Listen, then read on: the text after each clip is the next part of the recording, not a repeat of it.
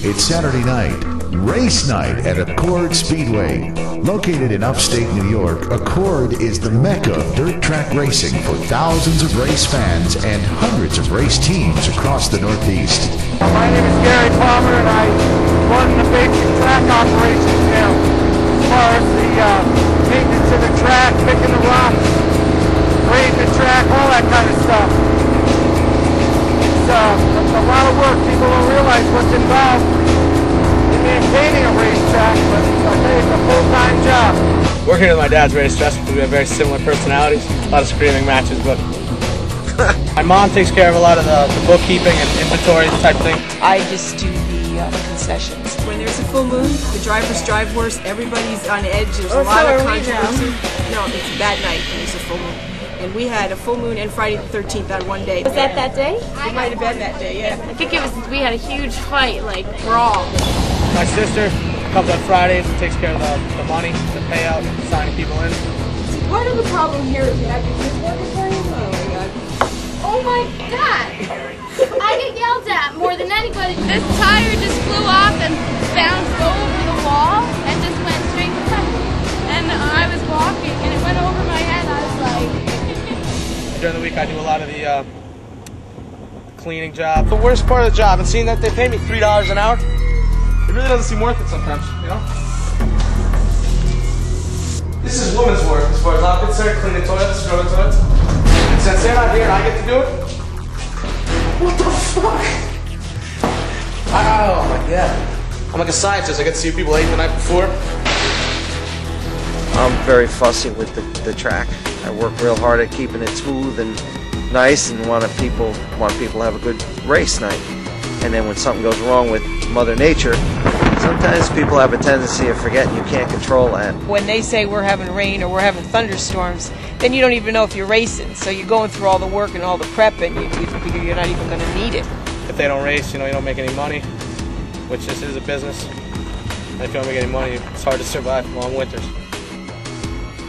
As winter nears and another race season draws to an end, many teams are still looking for their first victory. For the drivers and their teams, it has been a long season. Getting the cars ready for a race can take an entire team a good part of a week. Besides the pressure of getting a car ready on time, there is also the financial burden that can run into the tens of thousands of dollars a year. You have different areas in the country where blacktop is more popular than dirt. We raced back blacktop for 1 year and we spent a fortune on tires, where dirt is a lot easier on the pocketbook. It's dirt country around here. No matter what happens, you go out there and bang this thing off the fence and the axle is hanging out.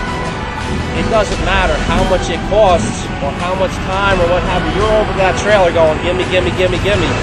You know, and you don't even know what the total is till the end of the night, and then you're going, God, what did I do? You know, but it didn't matter. You got back out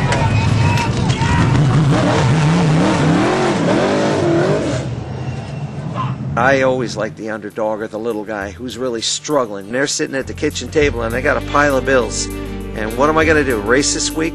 Or am I going to go pay my bill? And I guarantee you 95% of them say, I'm racing. Why didn't you call my brother? Oh, I'm not working. I told you I'm going to race. I'm sorry, I have to race. You're not making any money racing. Fuck that. I'm racing. It doesn't matter. I'm paying the rent here. Well, I am cleaning the house. As it should I am doing everything while you're pissing away our future's money on what? On goddamn carburetors and transmission, whatever you want to call it? Nothing. On racing. I can't have this conversation with you anymore. It's not going anywhere. You need to figure your shit out. Then don't have it. Go to work. Aren't you late already? Fuck you. You just hung out. Have a good day. Ever since our friend got engaged a couple weeks ago, whatever it was, she's been on my ass every single weekend trying to get me to work with her brother. I don't mind the guy, he's a nice guy, but it's taking away my weekends and I have to race, you know. She knew it when she got into the relationship. I think he just has nothing up here right now. He just doesn't even think about it. No, it's not about her getting engaged. That's great that she did, but that's not where we're going. I just need to know that we have a future somewhere, and if he's going to spend all his money on stuff that, you know, isn't going to get him anywhere, then what's the point? There's only so much I can do, you know, and so much I can take, and I'm just sick of having to deal with the same conversation over and over and over. It's just so frustrating.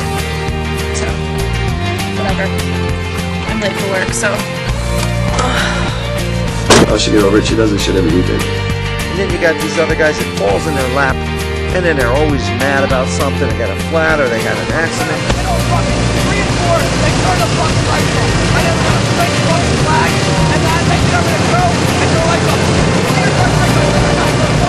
they go jumping. I gotta start the fucking race. And I'll tell you what, if you gave some of these hot shots the budget that these other guys do, they would do nothing. Just be thankful, you know, you're able to race.